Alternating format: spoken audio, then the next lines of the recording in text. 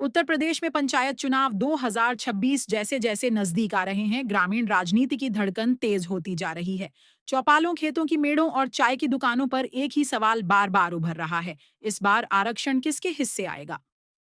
यह बेचैनी स्वाभाविक है, क्योंकि पंचायत चुनाव केवल प्रतिनिधि चुनने की प्रक्रिया नहीं है, बल्कि ग्रामीण सत्ता, सामाजिक संतुलन और स्थानीय भविष्य की दिशा तय करने का माध्यम भी है।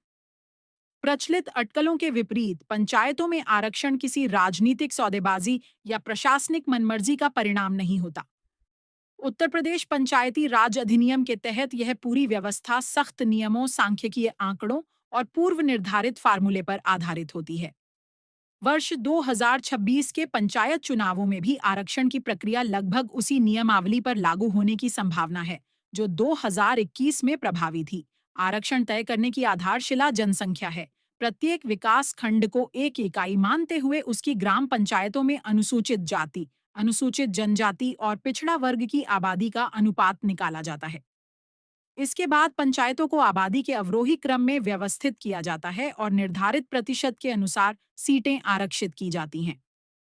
यह प्रक्रिया जिलाधिकारी की निगरानी में पंचायती राज और सांख्यिकी विभाग द्वारा की जाती है, ताकि किसी भी स्तर पर पारदर्शिता से समझौता न हो। इस पूरी व्यवस्था की आत्मा रोटेशन प्रणाली है।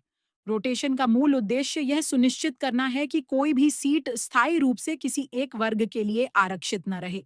यदि कोई पंचायत पिछली बार किसी विशेष वर्ग के लिए आरक्षित थी, तो इस बार उसे सामान्य या किसी अन्य श्रेणी में स्थानांतरित किया जाना अनिवार्य होता है। यही व्यवस्था लोकतंत्र को एक ही हाथ में सिमटने से रोकती है और समय के साथ सभी वर्गों को नेतृत्व का अवसर देती है।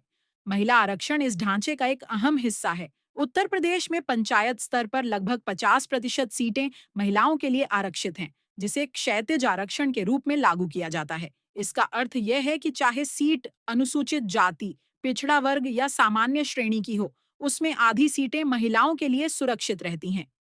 यह प्रावधान केवल संख्या बढ़ाने का प्रयास नहीं है, बल्कि ग्रामीण नेतृत्व में महिलाओं की निर्णायक भागीदारी सुनिश्चित करने की दिशा में एक ठोस कदम है।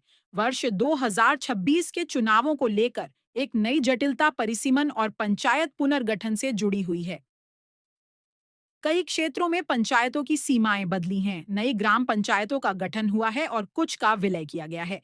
ऐसे में आरक्षण की गणना कई स्थानों पर बिल्कुल नए सिरे से की जाएगी। जब प्रशासन अस्थायी आरक्षण सूची जारी करता है, तो वही वह चरण होता है जहां आम नागरिक आपत्ति दर्ज करा सकते हैं।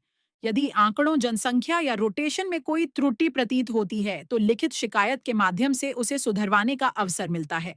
अंतिम सूची जारी होने के बाद किसी भी प्रकार के संशोधन की संभावना समाप्त हो जाती है। इसी कारण आरक्षण को लेकर फैलने वाली अफवाहों का कोई ठोस आधार नहीं होता।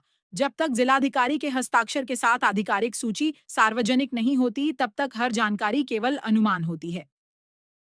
अनुभवी स्थानीय नेता इस अनिश्चितता को समझते हैं और अक्सर वैकल्पिक रणनीतियों के साथ चुनावी तैयारी करते हैं।